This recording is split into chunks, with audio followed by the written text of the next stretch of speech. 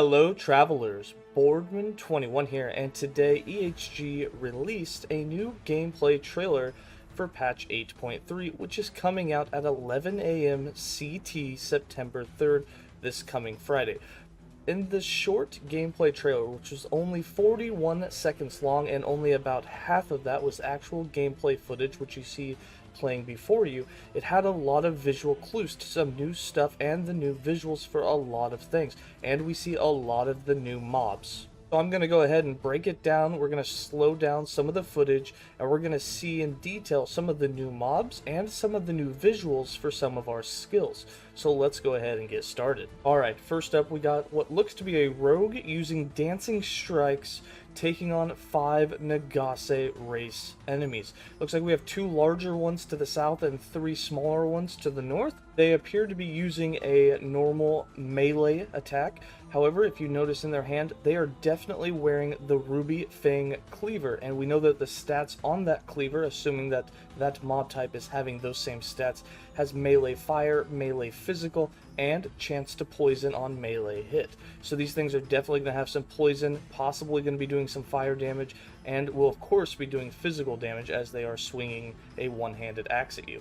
But we'll have to wait and see. They do look pretty cool though. I like the way they wiggle and move, just like you would expect from a normal half lizard, half snake. So can't wait to see these. They look really, really good. In this second clip, it's hard for me to tell if this is a new area or if it's a revamped enemies in an earlier area, one of our starting first couple of chapters. It looks like it might be some revamped monsters in the beginning of the world of Edera. However, first we can notice that these golems are 1, have an updated model, and 2, definitely have new attacks. These ones are not void, they are lightning golems. Up in the right you can see the first attack. They shoot out a lightning beam, much bigger than Disintegrate, but it's pure lightning. You can definitely tell that. Looks like you're definitely going to want to dodge that one. The second golem from the south is attacking with what looks to be basically a lightning drill arm attack, where he comes at you and drills his way forward. And then there's a third golem a little farther south that comes in through mid-clip. Doesn't look like he's doing an attack. Kind of looks like, I think he got ignited by what looks to be Shatterstrike, but Shatterstrike seems to be doing some sort of different attack. I can't really tell in the slow-mo what attack it is. I do think it is Shatterstrike, but it has an AoE that's not the circle blast on the first attack, which is really weird. So curious what kind of changes are coming to that. But I can't tell if that third enemy has been ignited or if he's literally lit a fire underneath him to boost himself forward. I think he's just ignited.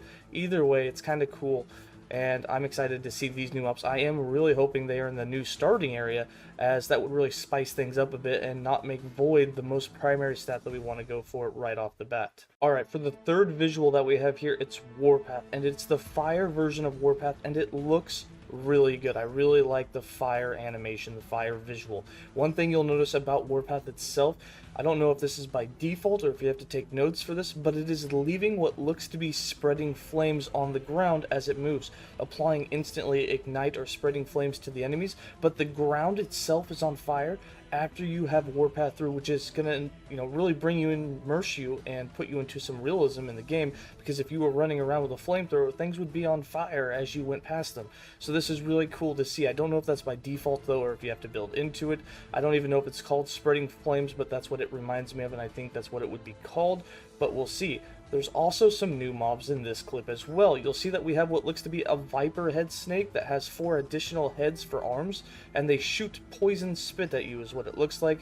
And we also have what would be comparable to like a lizard transformation of a hyena. That's just what I'm going to call it. It's basically a spiked back hyena, but it looks really cool. They have the same kind of leap and attack, probably physical, and that's all that I'm really getting out of this clip. But Warpath is looking really good. This next clip is really tough. I watched it like 100 times, and I really can't tell. I know this is Shatterstrike, the skill. It's still freezing enemies, and the visual's completely different, but I can't tell if it's a lightning conversion version of it, or if it's just the same Shatterstrike and we just have lightning fire aura, which is there, doing the shock on the enemies. Now we're still freezing enemies, so I think it's still a cold Shatterstrike, but they're just showing off a new visual for it. But it almost looks, the way the blue moon sides come in, that it could be a lightning conversion of it. I really just can't tell. I watched it 100 times. Maybe you can see it better than me. Let me know in the comments below. But for me, I do like that it's not as white and as dark and dense as it was. It's allowing you to see more clearly when you do attacks. It's going to give a much better, clean aesthetic when using it. So I like it. If there is a lightning version for it coming, I'm also excited for that. But I really can't tell on this. And I almost feel like there is, just because they put it in this, but at the same time it's freezing enemies, which is kind of like a giveaway that it would still be cold, but we'll have to wait and see. In this clip where they mention that there's 15 new zones, I think they're showing off a couple of the new visuals or attacks done by the enemies. There's one where you have kind of like the Death Knight dash, but this time it's a physical bleed version where the whole area kind of has a blood aura that comes out. And then we have, of course, it looks like vomit being used against us. So sweet, we're going to have some extra vomit coming our way. As for the actual area that we're in, it actually looks stunning. There are some hut/houses that you can see. They're very well detailed. I really like the look of the area. Can't wait to explore through some of these new areas in Chapter 9. What looks to be like a bit of a town center or some sort of village that we're going to go through and be attacking both its inhabitants and monsters alike. So kind of curious how that plays out in the story, and can't wait to see it. In this next clip, with the plus 30 new enemies coming, or more than 30 enemies coming, we'll see two new types of enemies. It looks like `𝐿strike comes down and just absolutely disintegrates what looks to be some flying bees or flying some sort of insect.